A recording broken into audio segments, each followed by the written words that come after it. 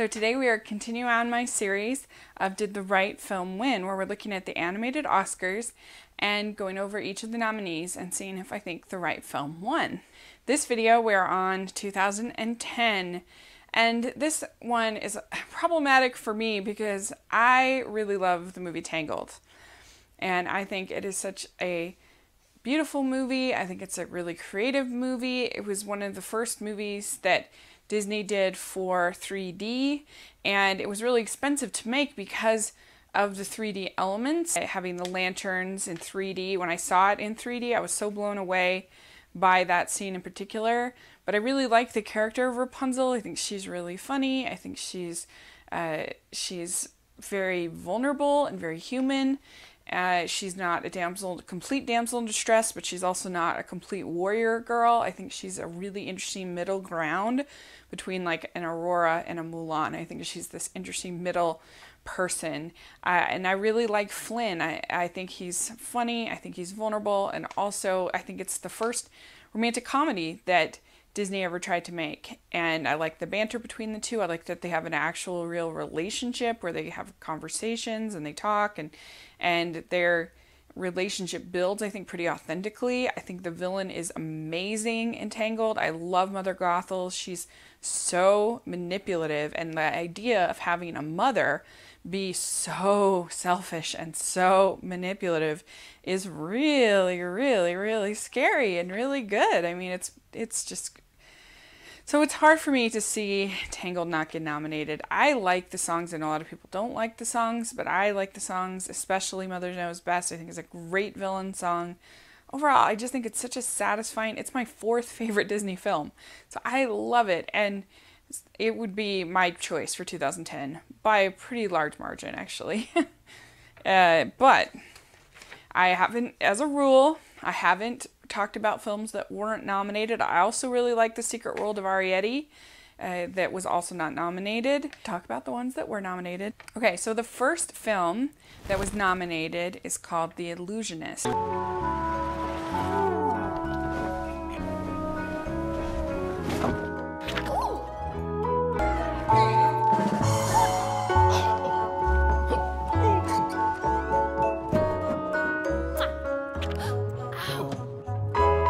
And this is a film that was written, the music was written, it was directed, produced, the whole shebang by Sylvain Chomet, creator and director of Triplets of Belleville, which I really liked. I really considered giving that year to Triplets of Belleville over Finding Nemo. I really like his work. He's a very talented man. This film is based on a screenplay written by Jacques Tati. And he was evidently a very famous French mime, French comedian, French actor, director. And he wrote the script, which was, I guess, semi-autobiographical. And it got in Chomet's hands, I think, from his daughter, from Tati's daughter. And he ended up making it into this animated film. And I've never seen any of Tati's films. Evidently, they're really great. Roger Ebert raves about him. He really loved this film, The Illusionist. He thought it was a masterpiece. I wasn't that thrilled with it, to be honest. It's really beautifully animated, and I can see, I guess, why people would like it, but I don't know. I felt like the Triplets of Belleville was so much more unique, and it had a much more unique story, and maybe it's just because I don't have that connection to Tati, and so I don't have sort of more of a warmth and connection to the character in the movie. But it's about this magician who is sort of this old school magician, and he is doing tricks at like parlor halls and banquet halls and theaters and things like that. And he keeps getting upstaged by bands, like kind of like the Beatles type bands. And so he keeps kind of moving on to more and more places. He ends up in Edinburgh, and he meets this girl who just thinks he's the greatest thing. And he becomes kind of his ingenue.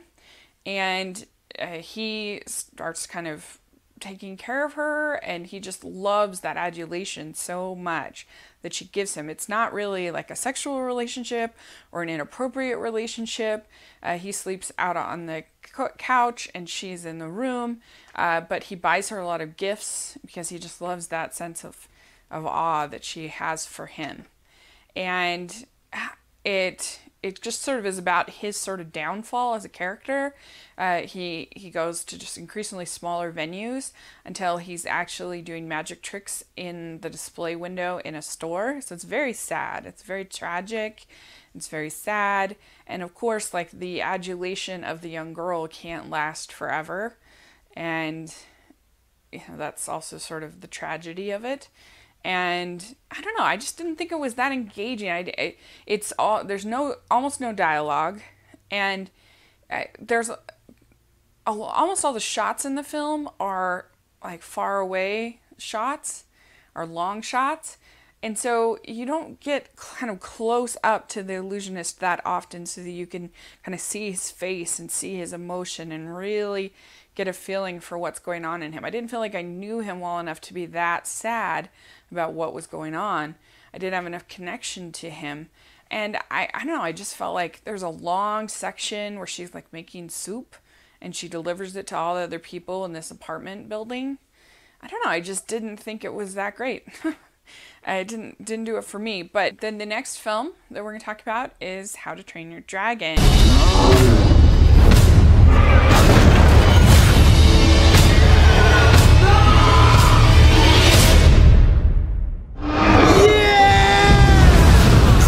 How to Train Your Dragon. This is a very good film from DreamWorks. It's my third favorite DreamWorks film. Next, I have my DreamWorks. My favorite is Prince of Egypt, and then How to Train Your Dragon 2, and then How to Train Your Dragon. I think the second is actually superior. I don't have any problem with How to Train Your Dragon getting nominated. It's a very satisfying film. It's an exciting film. I really do like the character of Hiccup. I think he is very likable and very engaging and is easy to root for, and it's just sort of that fish out of water, the character that doesn't belong, isn't comfortable in their environment, that I really respond to. I'm not as crazy about the Jay Baruchel voice performance. I think he's a little grating, a little too modern sounding. It just sort of takes me out of the movie a little bit whenever he's talking, which is a problem. And it just doesn't fit with the rest of the voices, I don't feel like, of the whole rest of the cast. It just doesn't work. I also am a little annoyed with the way they treat the Astrid character. She's really the only female character of any note in the movie. And I feel like she starts out really interesting and really cool, and then she kind of becomes a little bit damsel in distress and has to be rescued and saved. And her sort of role in the movie, I feel like, is to say, that's for leaving me, and then give Hiccup a kiss and say, and that's for all that you did. I don't know. I just feel like that's kind of lame. It's a missed opportunity. But I think the second is stronger as far as Astrid's concerned. And the other little nitpick I have with How to Train Your Dragon is I like Toothless. I think he's very well designed, and I think it's a great character. But I think the other dragons, to me, just the bright colors that they're sort of, he makes them in really bright colors, and I feel like it doesn't really fit with the color scheme and the feel. It feels too sort of like these Saturday morning characters dropped into this epic story. And so, I don't know, it just doesn't quite work for me with that. But it's a good story, and it's an exciting story, and like I said, I really like Hiccup, and I like how he sees himself in Toothless, and that's what makes him save Toothless' life, and that's what makes him see things in a new way. And I think that's a really great message for kids. It's like, look at something through another person's point of view, and maybe you'll actually find something better or different, or something that will change the world. And that's basically what Hiccup does. He changes everything about where he's from and and the environment that he's in, and I think that's really cool. And the last film we're going to talk about is Toy Story 3. We all knew this day was coming. We're getting thrown away. No, no one's getting thrown away. We ain't ever getting played with. Hold on, this is no time to be hysterical. It's the perfect time to be hysterical. We're busting out of here. On three. 1, Whoa!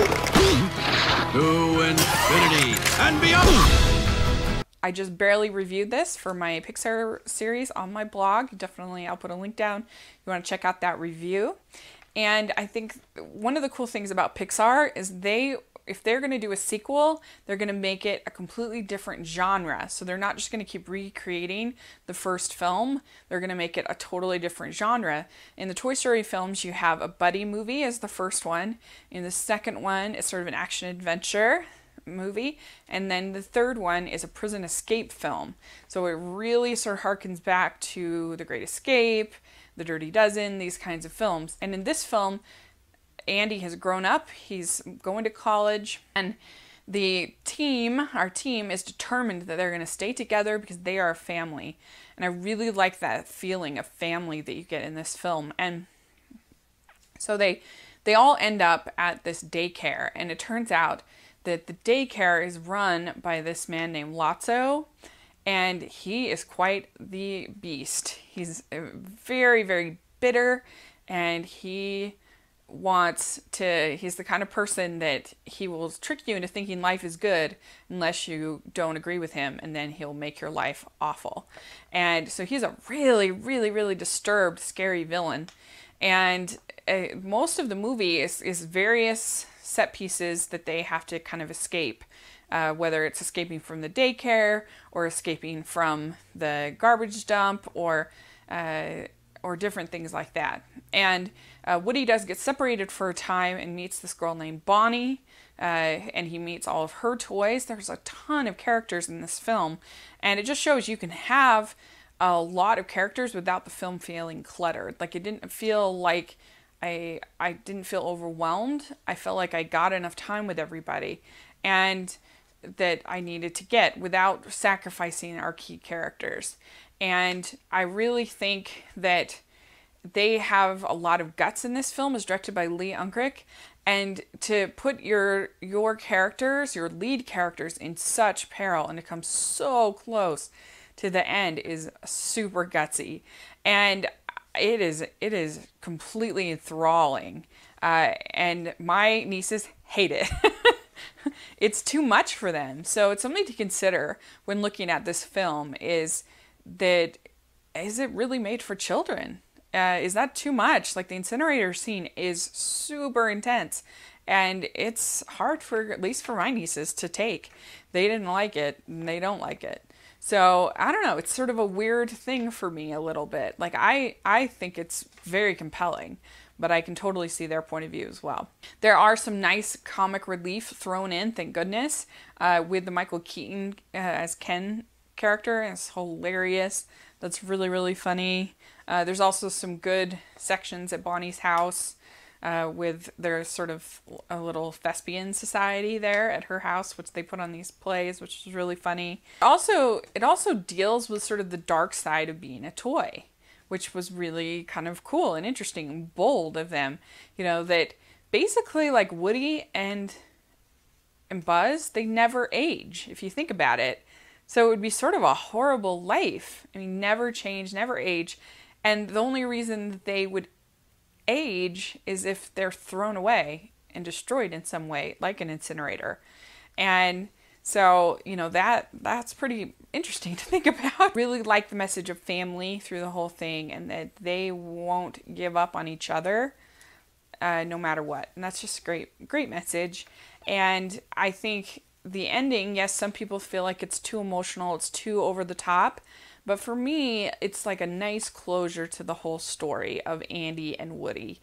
You know, that they were more than just your average toy.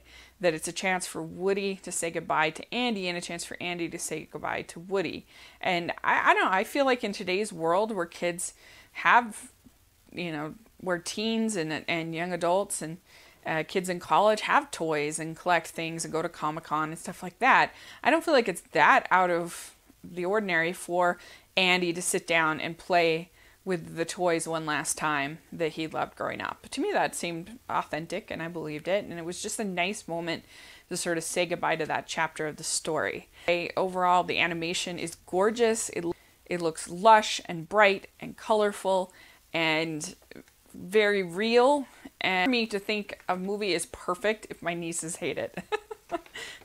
Like many of the critics at the time. It just is. It's hard if it's that off-putting to little children. I have a little bit of an issue with it. It's something I don't have with Tangled. So for me, it just barely gets the second place of Tangled, in my opinion. And also, I love the songs in Tangled. So, but we're just reviewing these 3 films. So out of Toy Story 3, The Illusionist, and How to Train Your Dragon, in my opinion, I think Toy Story 3 is the best of those 3. And I think it should have won, and it did. So that's my opinion, but I can totally see going other ways. So put in the comment section which one you would pick and which one's your favorite. And thanks so much for all the great comments I've gotten on this series and the great feedback. I really appreciate it. And don't forget to check out my blog for more reviews. Sometimes I don't have time to do the YouTube video on it. So check that out, and I hope you're having a great day. Subscribe to my channel. I'll talk to you later. Bye.